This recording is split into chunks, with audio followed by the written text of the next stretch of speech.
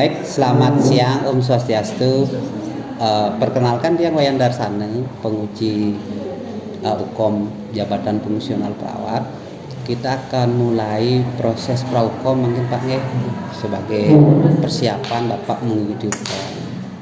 Kita santai saja, tidak usah tegang. Tapi kabarnya Pak sehat ya? Ya. Bapak sebelum kita lanjut boleh memperkenalkan diri dulu. Nggih, silakan kenalkan diri dulu.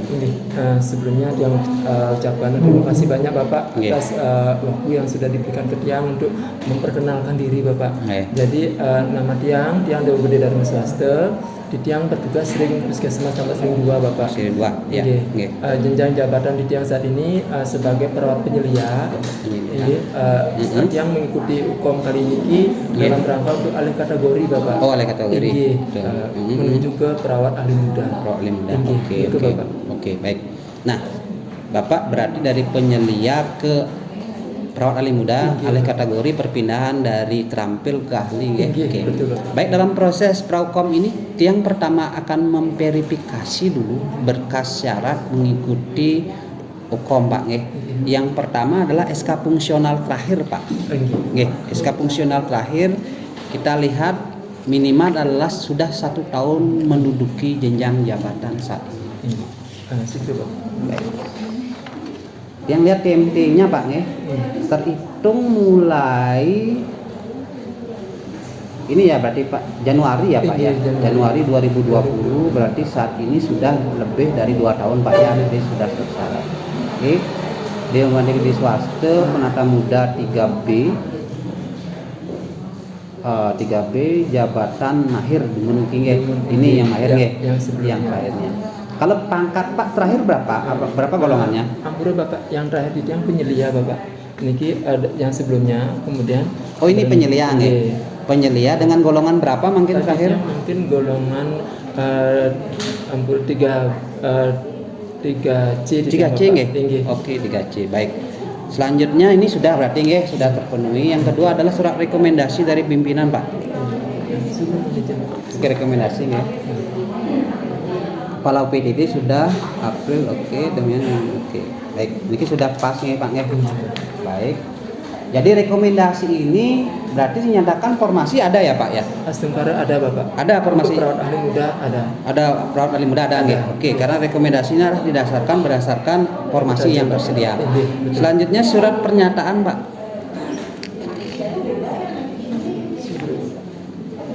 Surat pernyataan.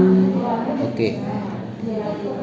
Berarti surat pernyataan ini membuktikan bahwa bukti fisik portofolio yang Bapak nanti ajukan itu memang yakin punya Pak. Sudah tenangan materai nggih. Oke, baik. Selanjutnya SKP Pak. SKP tahun 2022 Bapak. Persyaratannya adalah SKP terakhir bernilai baik Pak ya. Yang lihat nilainya dulu nggih. Oh, ini sudah baik ya.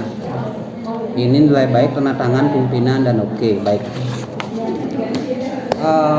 Selanjutnya adalah bukti pendaftaran online. Udah daftar ya? Sampun di Tiang Bapak segera. Isi foto, oke. Terdaftar tanggal Februari 2023 Dewa Gede Dharma Swasta. Oke, baik.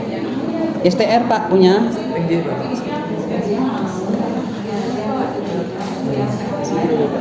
STR ya. STR aktif 2025. Oke. Karena Bapak beralih kategori ijazah terakhir kita yang bawa jasa profesi dan jasa. Oke, asli ya. Oke. Nanti ini kan akan dikumpul fotokopi aja nanti. Fotokopi atau nanti kan scan PDF. Nanti ini semuanya di link free-nya di upload ya. Baik, dari segi administrasi Bapak sudah cukup. Kira nggih?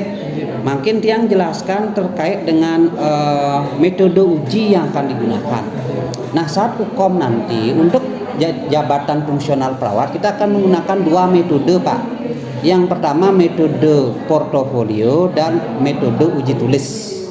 Nah, Tiang jelaskan terkait uji tulis dulu. Pertanyaan yang akan muncul di uji tulis itu adalah satu kaitannya dengan jabatan fungsional perawat. Oke. kaitannya dengan regulasi yang mengatur jabatan fungsional. Dan itu semua akan muncul pertanyaannya di uji tulis. Nah, metode yang kedua adalah portofolio, Pak. Portofolio. Nah, portofolio yang akan kita gunakan dan kegiatannya masih mengacu ke Permenpan 35 2019 tentang jabatan fungsional perawat, dan kemudian petunjuk teknis Peraturan Menteri Kesehatan nomor 4 tahun 2022. Di sana nanti akan lebih banyak dijelaskan di PMK 4 Nike kaitannya dengan setiap butir kegiatan. Baik. Nah, karena Bapak ini mau ke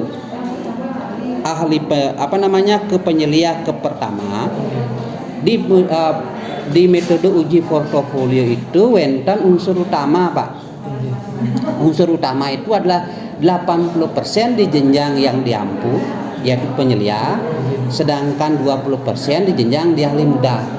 Oke. Kalau penyelia Nike ada 14 butir kegiatan, Pak.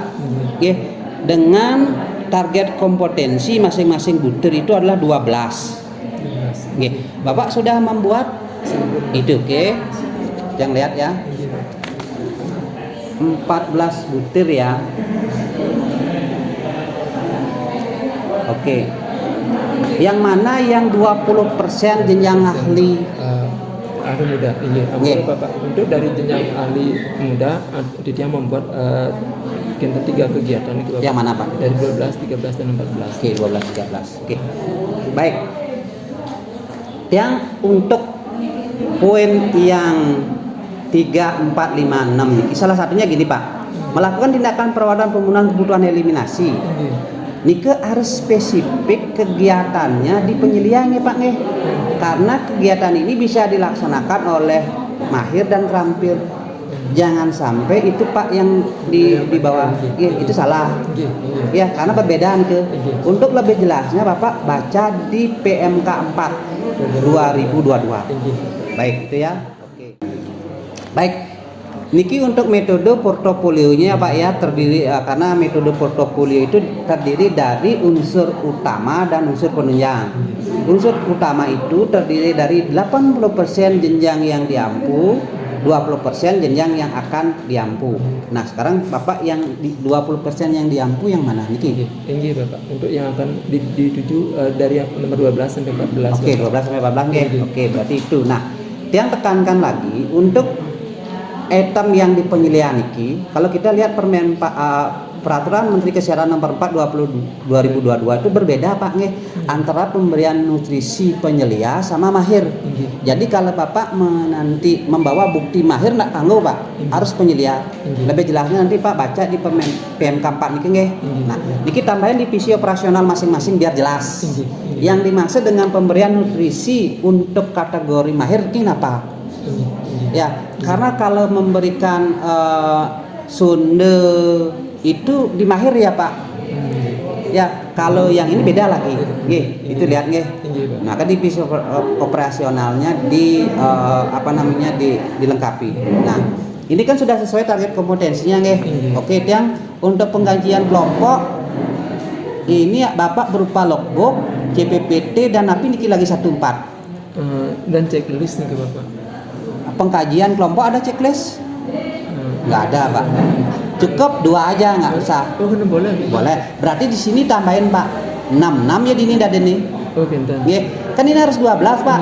Kalau di sini tidak ada checklist, bikin 6 ya dan ini. Tetap 12.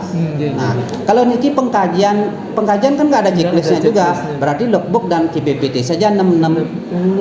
Nggih. Kalau komunikasi terapeutik ini ada checklist, bener sini 44. Dan yang penting totalnya adalah 12 sama dengan niki. Paham, Pak nggih? Oke, niki semuanya nggih. Nah, kemudian itu terkait dengan metode selanjutnya adalah bagaimana penilaiannya. Jadi nanti penilaiannya adalah dari unsur utama itu wajib, Pak nggih, harus ada. Unsur penunjang itu boleh ada, boleh tidak. Nilai total dipakai kelulusannya adalah 70, Pak, minimal. Nah, dari mana kita memperoleh nilai 70 itu adalah setiap butir kegiatan ini kita akan harus memenuhi aspek penilaian M inilah memadai, valid, asli dan terkini. Nah, memadai itu adalah jumlah Pak. Ini kan targetnya 12. Jadi kita akan lihat ada nggak 12 butir kegiatan yang terdiri dari 6 logbook dan CPBT. Kalau sudah ada 66 ini berarti memadai Pak. Valid. Valid ini adalah benar enggak kegiatan itu Bapak yang mengerjakan. Buktinya adalah ada verifikasi dari atasan. Ada tanda tangan dan nama terangnya. Tidak boleh ada namanya saja atau tidak boleh ada tanda tangannya saja. Harus tanda tangan dan nama. Tanda tangan nama terang ya. Oke. Asli. Nah, kalau CPPT Pak kan itu pakai template rekam medik atau pakai ini kita kan tidak boleh bawa aslinya. Nike boleh dikopi dengan catatan diverifikasi kembali oleh atasannya dengan tanda tangan dan nama yang basah. Paham ya? Di setiap bukti itu. Ya, di setiap bukti ini. Kemudian sebelah terkini. Terkini ini adalah kita lihat dari Japung Pak ini kan Pak tempe 2020. Jadi kegiatan dari 2020, 21, 22 dipakai. Dan boleh memakai kegiatan 2019. Paham? Nah, kemudian kita akan lihat dari mana ke-12 ini memenuhi 4 aspek ini. Contoh, kita lihat misalnya memadai itu 12 Pak. Tetapi kita lihat dari 12 ini ada 2 yang tidak ada tanda tangan. Berarti ini kan tanpa valid. Berarti 10 Pak. Kita lihat aslinya, ternyata ada 4 yang tidak asli. Nggih. Jadi 8 di sini. Kemudian di sini ternyata terkini semua sesuai dengan Japung itu. Nah, mana yang nilainya pakai yang kita pakai ada 8 niki. Karena yang 8 ini memenuhi aspek memadai, valid, asli, terkini. Ya, berarti Bapak ini 8. Nah, kemudian akan ditotalkan nilainya semua niki. Nggih. Kemudian baru dibagi jumlah dokumen target niki 168. Nah, contoh misalnya niki adalah dapatkan nilai niki adalah total yang memenuhi aspek memadai, valid, asli, terkini adalah 110. Berarti 110 dibagi 168. Contoh hasilnya adalah 80 gitu nih Pak ya. Nah, 80. Di 80 itu dibagi lagi 80%. Karena unsur utama itu hanya dipakai 80%. Sehingga nanti total untuk unsur utama niki misalnya masih 65. Jadi Bapak kan tidak lulus kurang dari 75, makanya nanti perlu bukti penunjang. Nanti kalau bukti penunjangnya ada dan total antara unsur utama dan unsur penunjang itu totalnya lebih dari 70 berarti lulus. Kira-kira seperti itu proses metodenya. Kira-kira ampun paham? Sampun nggih. Oke, ampun nggih. Jadi bukti fisiknya silakan dilengkapi dumun. Secara administrasi Bapak sudah lengkap. Metodologi sudah, kita pakai portofolio dan uji tulis, nggih. Kemudian penilaiannya memenuhi aspek memadai, valid, asli, terkini. Ada 14 butir kegiatan yang diujikan untuk penyelia. Kemudian ada masing-masing butir itu ada 12 target kompetensi. Sekian, nggih. Oke, baik. Nah, untuk ujian UKOM-nya nanti akan dilaksanakan Riki juga, ya, tanggal 27 sampai 28 Maret 2023 jam 9, Pak, nggih.